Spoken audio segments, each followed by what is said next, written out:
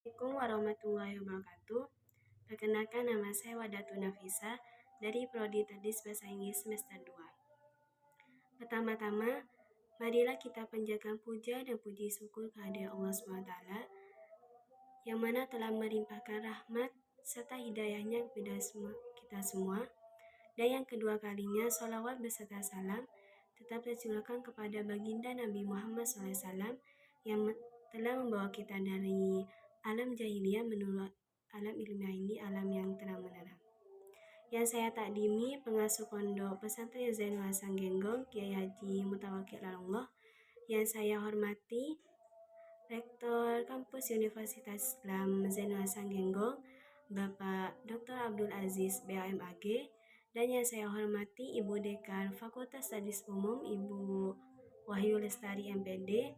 Dan yang saya hormati, Ustadzah Mamul Atunikma sekaligus dosen pengampu mata kuliah studi hadis. Dan yang saya hormati teman-teman yang saya ini. Di sini saya akan menjelaskan mengenai hadis tarbawi.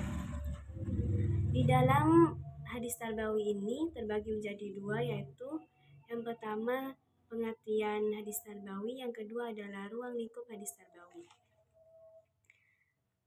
Next, yang pertama adalah pengertian hadis tarbawi. Hadis itu dibagi menjadi dua, yaitu secara bahasa dan secara istilah. Hadis secara bahasa adalah baru, dekat, atau periwayat. Sedangkan hadis menurut istilah adalah segala sesuatu yang disandarkan kepada Nabi, baik berupa perkataan, perbuatan, ataupun ketetapan. Sedangkan tarbawi sendiri bermakna pendidikan, pengajaran, dan pemeliharaan.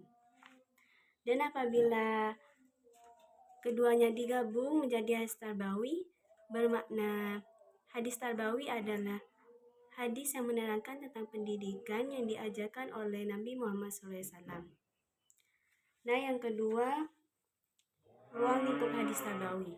Ruang lingkup hadis tarbawi ini terbagi menjadi 8. Yang pertama ada anak didik. Anak didik merupakan pemeran utama dalam pendidikan. Karena pendidikan tidak akan berjalan jika tidak ada murid ataupun anak didik. Next, yang kedua, pendidik. Pendidik atau guru merupakan ujung tombak dalam proses pendidikan. Karena suatu proses pendidikan tidak akan berlangsung tanpa adanya seorang guru ataupun pendidik. Lanjut, yang ketiga, perbuatan mendidik. Perbuatan mendidik ini tindakan atau sesuatu yang diajarkan oleh pendidik kepada anak didiknya. Lanjut, yang keempat, materi pendidikan Islam. Materi pendidikan Islam ini adalah pengalaman-pengalaman yang telah dikuasai oleh pendidik dan bagaimana cara pendidik menyampaikan materi kepada anak didiknya. Next, yang kelima, metode penelitian. Metode penelitian ini adalah sesuatu yang bakalan diajarkan kepada anak didiknya, yang mana sebelum itu guru atau pendidik sudah mempelajari terlebih dulu untuk men-share atau membagikan ilmunya kepada anak didiknya. Next, yang ke dasar dan tujuan pendidikan.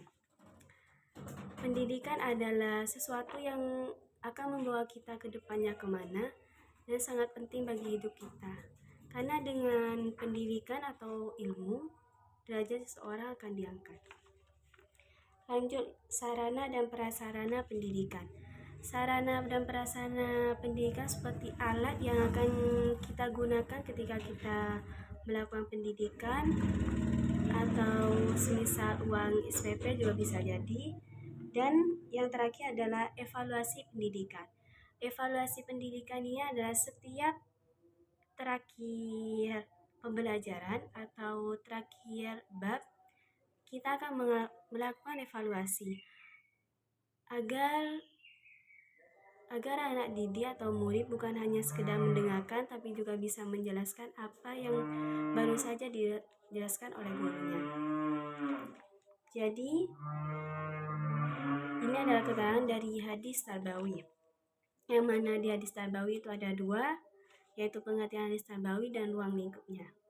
Dan jangan lupa dalam ruang lingkup hadis Tarbawi itu ada 8, yaitu anak didik, pendidik, perbuatan mendidik, materi pendidikan Islam, dan metode penelitian, dasar dan tujuan pendidikan, sarana dan prasarana pendidikan, dan yang terakhir evaluasi pendidikan. Mungkin cukup sekian yang bisa saya sampaikan, kurang lebihnya mohon maaf sebesar-besarnya. Assalamualaikum warahmatullahi wabarakatuh. See you.